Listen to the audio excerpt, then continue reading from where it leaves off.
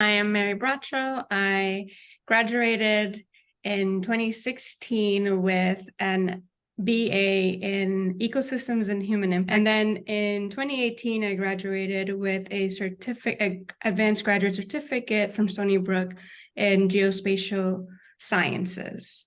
And as part of the academic kind of recap, I then went on and in 2022 graduated with my MS in GIS from Johns Hopkins. Professionally, I first started as a field assistant and did a lot of remote sensing and field work with Dr. Yeager, who's in the room, I believe, part of her NASA's ROSES grant research project. I then went on and did biomedical.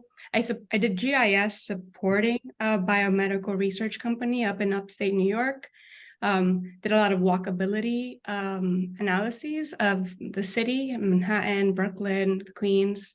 And then for the past 3.5 years, I've been with Blue Raster. It's a small business out of Arlington, Virginia. It's consulting, so professional services in GIS. I help clients from many different sectors bring their stories to life via custom applications, out-of-the-box applications through the Esri platform, or simply help with some data manipulation, database configuration, cloud deployments, AWS, Esri kind of environments as well. I guess my day-to-day looks like automating data updates to ArcGIS Online or Enterprise with Python. I do a lot of hub work. And yeah, I do a lot of in the Esri suite. We are a gold partner, so a lot of the work that I do is utilizing that software. Yeah, that's my number one advice to anyone is yes, make sure you are active in the classes so that you can stand out, but also taking advantage of like the hours that they set out during the semester to come ask further questions, and then always keeping in touch.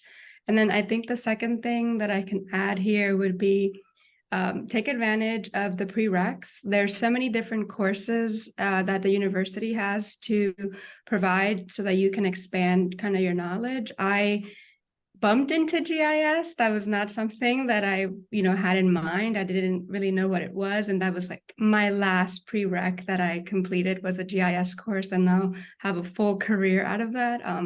So yeah, just explore what's out there. Maybe you'll find something that is very interesting to you and you pursue it further in, grad school or just in your professional career. I was in the workforce and I wasn't sure what I wanted to get my master's degree. And I think that's what took like a lot of the time. I didn't know if I wanted to pursue a career in academia, and then it would be a very science-focused master's degree. Or, I really enjoyed like making the applications and the coding. And so it took me some time to like figure out, because I did see my master's as an investment into my professional career. I took the time to figure out, okay, no, it is the GIS that I want to do. And then, yeah, you start with a Google search. For me, my criteria was like asynchronous. So like having an online program was important to me. And then because I thought I was down to like 2 Penn and Johns Hopkins, it was more of like who the professors were and where the graduates were working.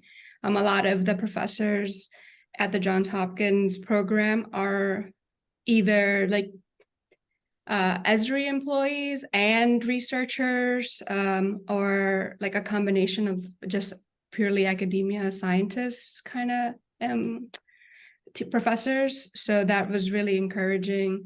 I will say that everything that I learned, I use immediately. So I think I would highly recommend that program if you're into like GIS and want to continue in your academic career. I think it's important to think about what you want to do, because grad school, in comparison to undergrad, it is very focused. It is you get into the very small details of whatever it is that you're taking. So making sure you like it, you're interested, like this is something that you're committing to. So yeah, I didn't have an internship, but through like my grad research assistant job with like Dr. Yeager, I got that the recommendation piece is really important. Like you just finished saying, having someone to vouch for you and what you're capable of doing. I think that's the really valuable part. And then from the other lens, what makes like interns, this is my second year, like through the internship of like managing that part of my job is taking initiative, yes, but also being aware that and vocalizing like, hey, maybe this is where I reach my breadth of knowledge. And it takes a lot for someone to admit where their limits are or where I'm not too sure. So it feels really like, it feels great to know like, okay, I can step in now as part of this like internship where it's not only you help me, but I help you grow too, right? A good internship is both of that. You get to help them, but they also help you grow. And if you're saying everything is great and then things slip, it's like, oh, why didn't you just tell me? I could have helped you. I could have guided you to maybe a more successful path. So when an intern does say like, hey, I would love to take this on, but I haven't done this before, or I'm running into this issue, I think that's really valuable too.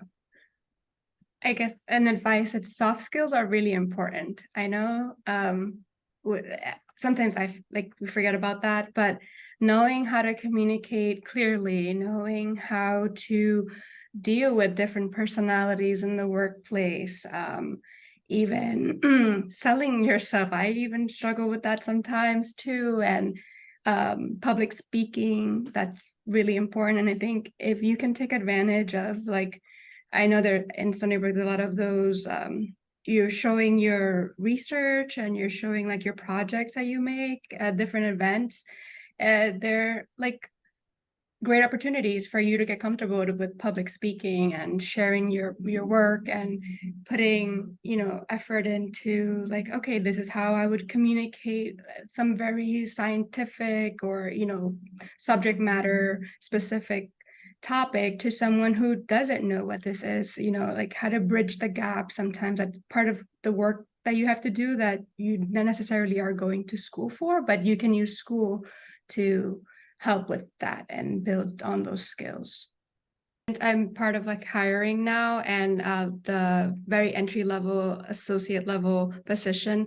I've seen some really great, they're like portfolios, like online portfolios, where they're highlighting some of like class projects or something like a hobby that they're interested in. Like if you're interested in design, then you'll have a piece for that. But I think like something that you can put together, you can use GitHub, they have repos or like story maps or something, WordPress. But I think that one, aside from your resume, also helps. And then in your resume, the classes that you've taken that are like that speak to the position that you're applying, I think maybe highlighting those a little bit. And then the specific projects could be like a couple bullets on your resume too.